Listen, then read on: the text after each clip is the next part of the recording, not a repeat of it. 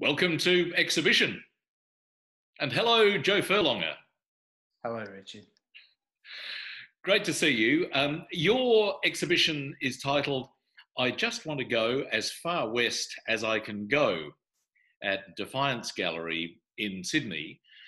And I guess let's start with the title. I just want to go as far west as I can go. What are you telling us? I suppose that's my exasperation sometimes when I've been working away at my home base on the coastline, where most of us Aussies live, and I want to get in my car and keep driving west as far as I can tolerate. And home for you is Queensland, and so when you head from that Queensland coastal region out west, you're getting into some pretty uncompromising country. Is that the country that you love? Yes, I scratch my head at why I don't concentrate on the landscape around me all the time, but I seem to have fallen into that thing of being fascinated with the interior. Whether it's the artists historically have had a bent for that, or the explorers, maybe it's something in our genes that has us looking into the void, as maybe I'm paraphrasing a bit of John Olsen there.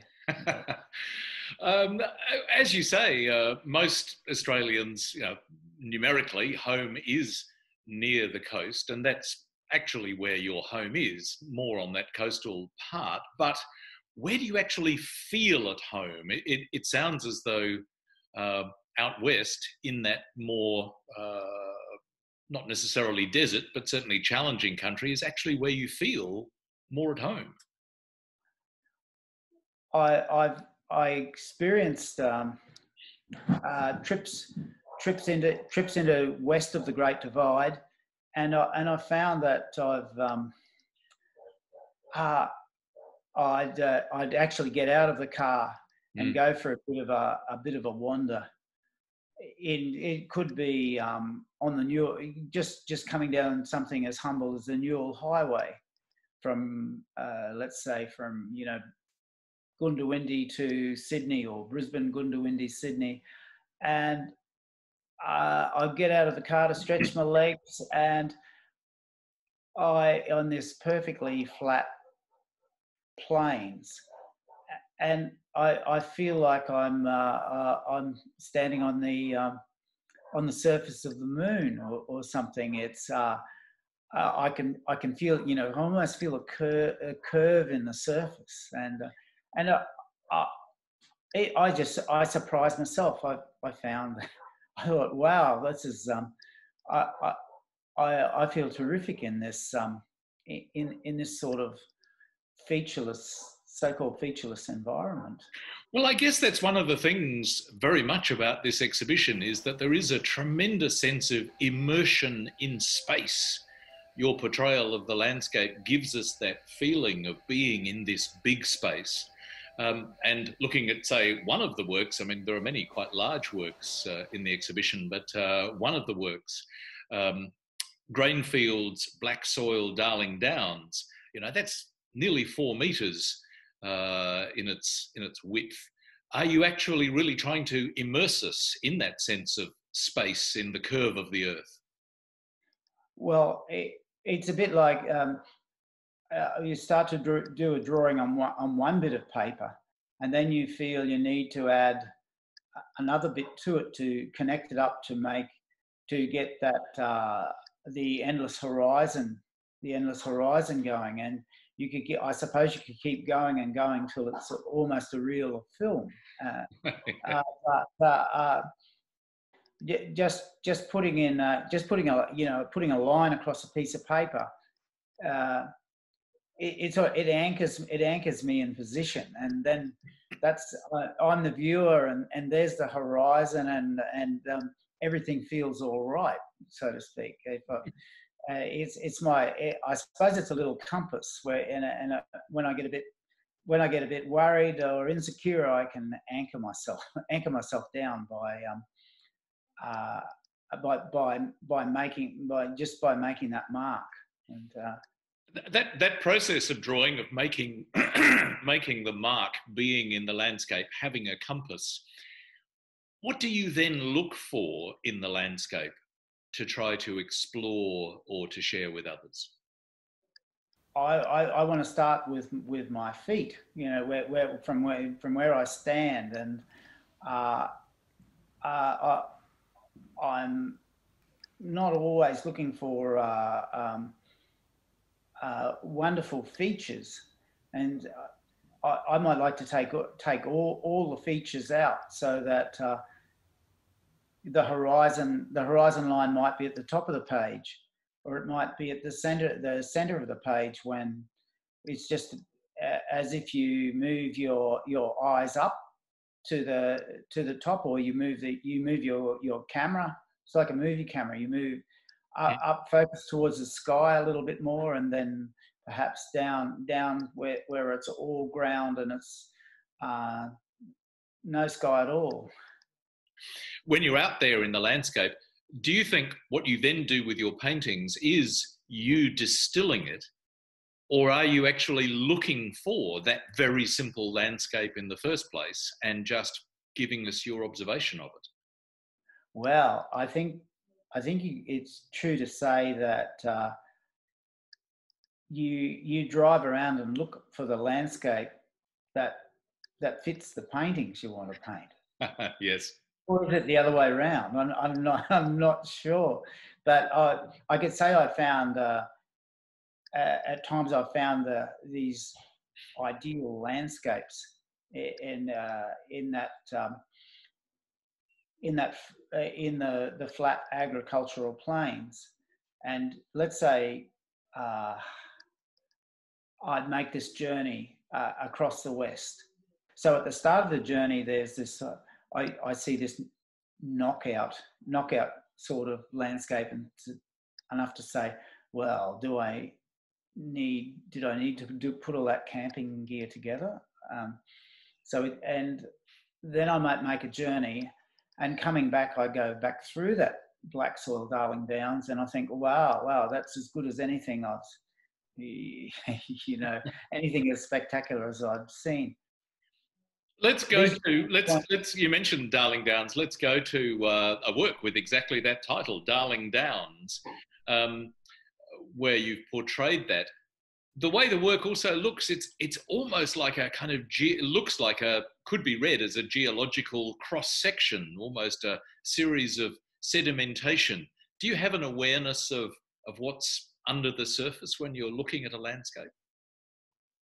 This thing about how to go about the landscape for my own self was, I'd start with the soil first, the colour of the soil colours first, and in layers, and then the last thing I put on is the grass and the weeds on top, so to speak.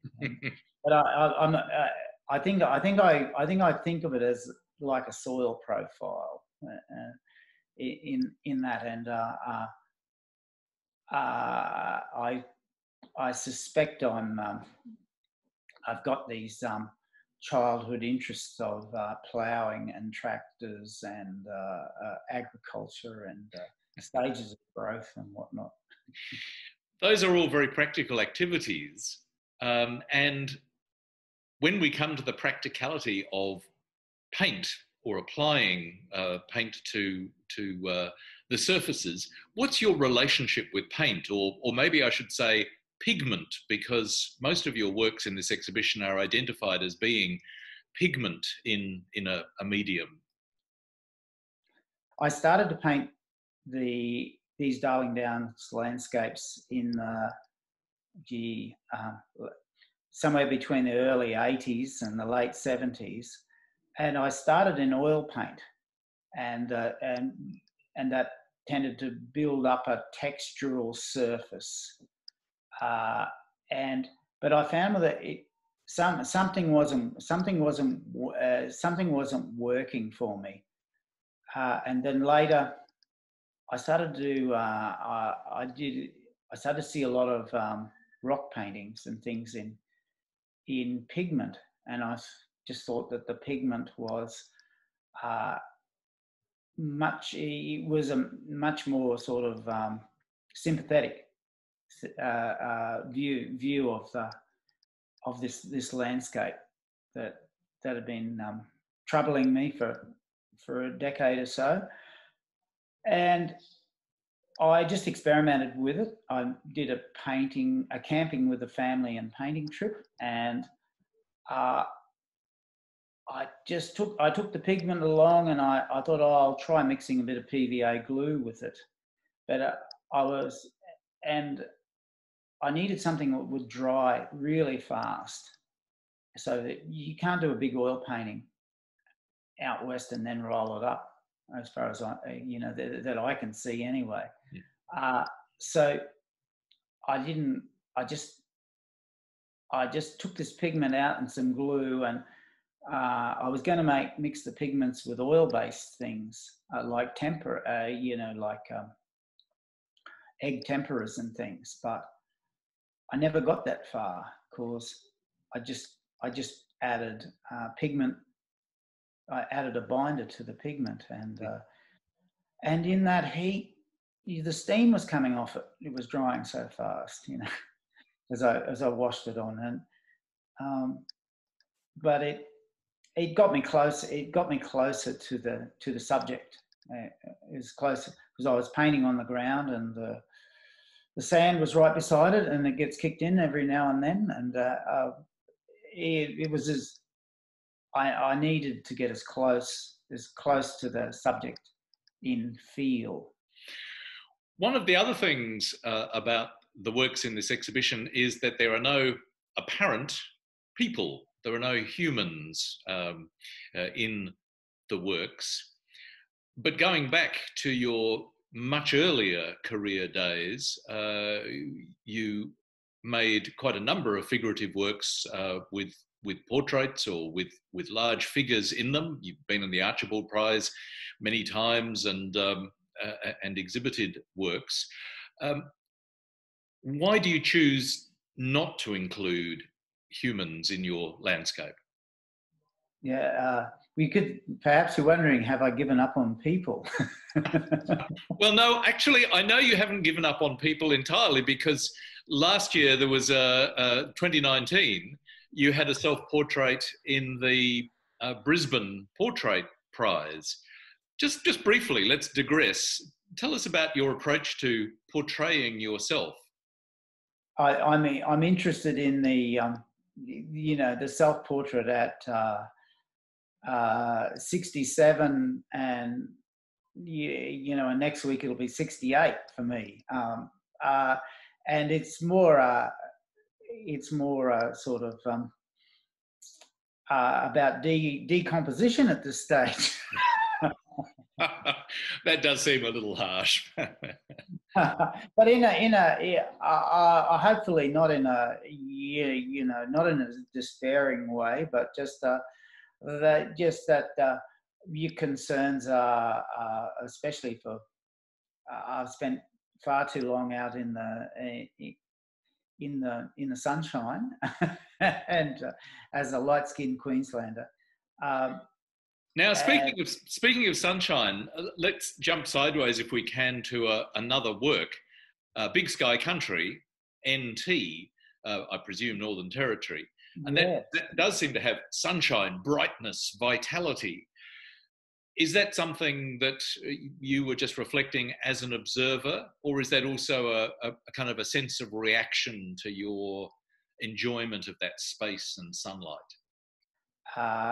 The NT paintings are from this trip about 3 years ago to almost dead centre in Australia is this old property called New Haven, and it's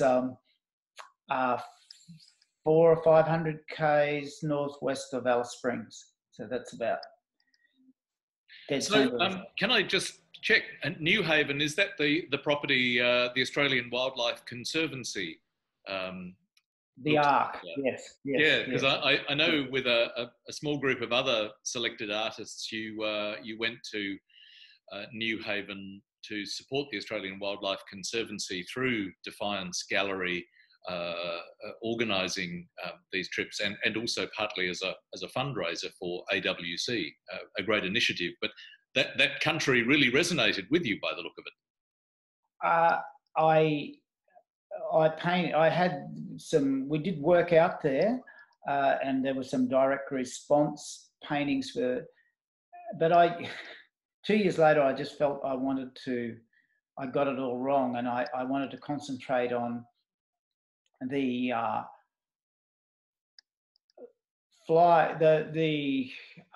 large panoramic views, I suppose. And you were mentioning earlier about, we were talking about human impact, and let's go to another work, New Haven Dwellings, presumably from that New Haven AWC trip. That is an element of human impact on the landscape. Tell us a little about that work. The New Haven was a station before with some cattle, and it was a very peripheral sort of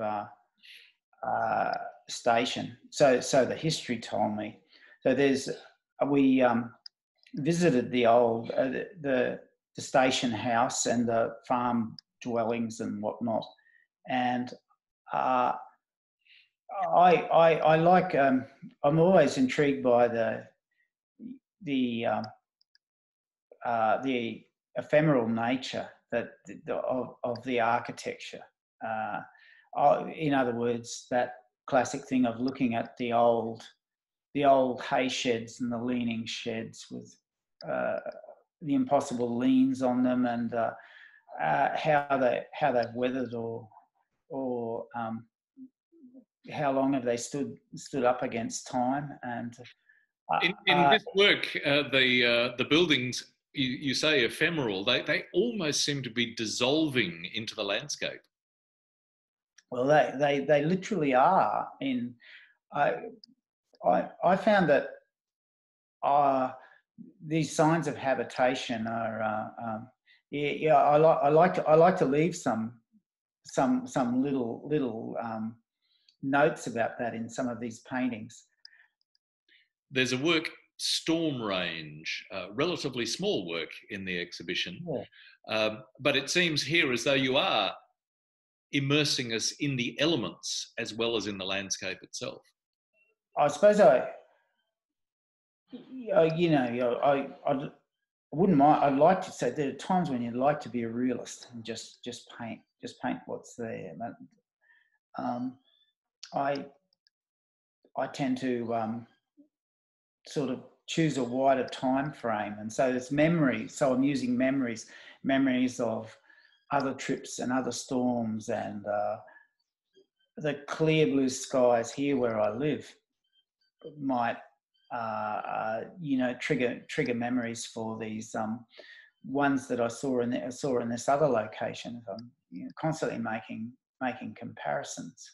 Mm. But, let's conclude our chat with a couple of works that take us back out to the desert and back out to New Haven. The first, Red Sand New Haven and Pink Light Desert Dusk. Again, you seem to have been able to distill the landscape into very simple marks. And I'd like to finish by just getting that sense from you of how it feels to you when you do distill the landscape to such an essential essence. Okay, I think that's just how I feel, out in those expanses, I feel like I just feel like a tiny microbe or something. Yeah. So it gives you that thing about feeling very, very small in amongst it, and that I don't feel threatened by that. I feel comfortable by that. That's what I suppose. That's what astounded me about this interest in this Western thing. Yeah, I feel more sort of one with the thing when with that degree of immersion, So I guess that's why I'm not a realist. I don't feel that showing those sort of things, the technical things, they're not as important to me. Well, that immersion in that landscape is exactly what you invite us into in this exhibition. So, Joe Furlonger, thank you very much for sharing your exhibition with us. Thank you very much.